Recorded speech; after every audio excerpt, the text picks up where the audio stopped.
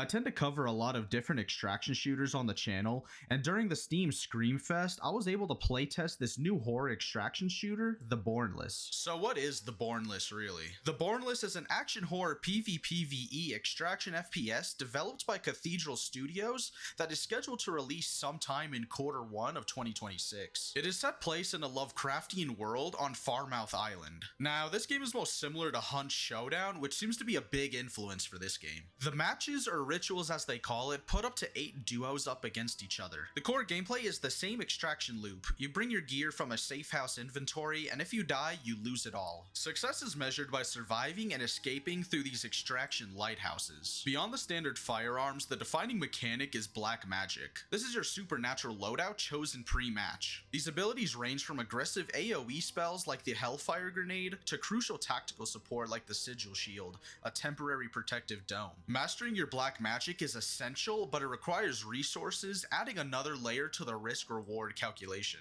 However, a key issue early on is the steep cost of higher tier gear and advanced magic. This results in an initial grind that can feel punishing, especially when facing players who have already accumulated significant resources. So the game is structured around 3 escalating phases of conflict designed to push players together. If you are a Hunt Showdown player, this will be very similar. So phase 1 focuses on preparation. Players must explore, loot containers for weapons and healing, and most importantly, locate and activate totems. Activating these totems draws out the AI cultists and rewards you with an incense skull. These are the currency required to move on to activate the demon gates. Now, these cultists are primarily a PvE obstacle, serving as a predictable gatekeeper to the incense, and they really aren't much of a challenge. The main criticism of this phase is the pacing. Due to the large map size and the necessity of collecting 3 skulls, this segment can often feel slow and repetitive, leading to long periods of running and scavenging before real player interaction even begins.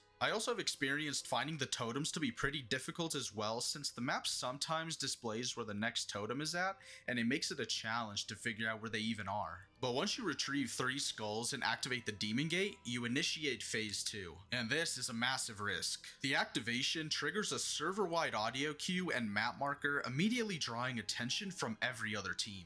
You must quickly defeat the summoned demon mini-boss that spawns in. These bosses are honestly not very difficult and very generic, but upon defeat, the demon drops the sigil. Successfully claiming the sigil immediately triggers the final phase. The player who claims the sigil gains the unique ability to transform into a demon. This is the game's ultimate power, granting temporary high damage, new movement options, and powerful abilities. And trying to kill someone who is transformed is incredibly difficult. But the mechanic is balanced by a brutal drawback. The demon's location is constantly broadcast to every player remaining on the map. You are now the ultimate target. Now, the final objective is a desperate tactical retreat to one of the extraction lighthouses while coordinating protection for their high-value, highly visible demon teammate. But now, while the design is compelling, we must address the current technical state. The game is ambitious, and as such, optimization is still a work in progress. My friend who was on a lower spec PC than me could barely get decent frames, and mine kept dropping constantly. Other players also experience occasional frame rate instability during intense, close quarters combat, which is frustrating for an extraction shooter. Also, the servers on this game are barely functional, as I've had to deal with servers crashing multiple times, and with my small time with the game, I've maybe finished like 3 games. From a design perspective, the community is currently debating the viability of the demon form. For many, the instantaneous map exposure outweighs the temporary power gain, making the demon feel more like a liability than a definitive reward. Surviving the extraction as the demon requires extremely coordinated teamwork, otherwise you're easily focus fired.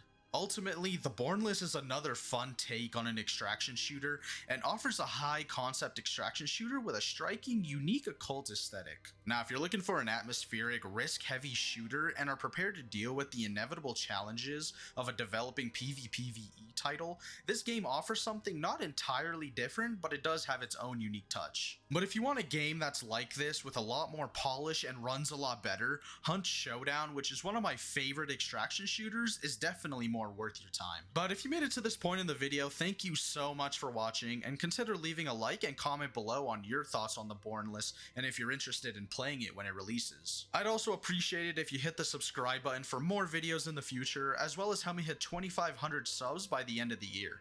But thank you so much for the support you guys show on the channel, and I'll see you guys in the next one.